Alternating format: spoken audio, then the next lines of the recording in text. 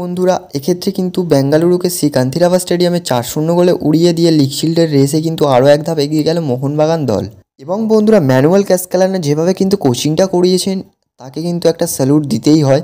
তো বন্ধুরা ওয়েলকাম করছি ভিএসআব ইউটিউব চ্যানেলে আরও একটা নতুন ভিডিওতে। সো বন্ধুরা এই ভিডিওতে মোহনবাগান এবং বেঙ্গালুরু ম্যাচ সম্পর্কে কিন্তু কথা বলবো, তো ভিডিওটা স্কিপ না করে সম্পূর্ণ দেখতে থাকো। তো বন্ধুরা প্রথমে 17 মিনিটের মাথায় কিন্তু একটা কর্নার থেকে দারুণভাবে কিন্তু গোল করে চলে যায় কিন্তু হেক্টর ইউসতে 17 মিনিটের মাথায়। তো বন্ধুরা তারপরে কিন্তু সুনীল ছেত্রী একটা পেনাল্টি মিস করে, ফার্স্ট হাফ শেষ হয় 1-0 গোলে।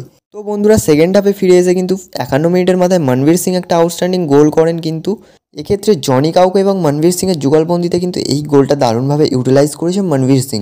তো তারপরে অবশ্যই কিন্তু 57 মিনিটের মাথায় দারুণ একটা গোল করে অনিরুদ্ধ থাপা।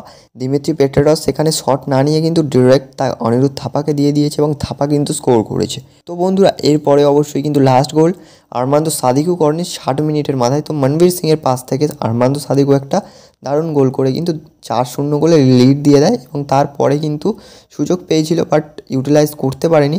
তো ডোন্ট ওয়ারি, এক্ষেত্রে 4-0 গোলে কিন্তু মোহনবাগান ম্যাচটা জিতে যায় অ্যান্ড আউটস্ট্যান্ডিং পারফরমেন্স করে। তো এক্ষেত্রে কিন্তু শেষ ম্যাচ রয়েছে মোহনবাগানের মুম্বাইয়ের এগেনস্টে। তো সেই ম্যাচটা কিন্তু জিতলেই মোহনবাগান কিন্তু লিগ শিল্ড পেয়ে যাবে। তো বন্ধুরা ভিডিওটা এখানেই শেষ করছি। Thanks for watching and keep supporting.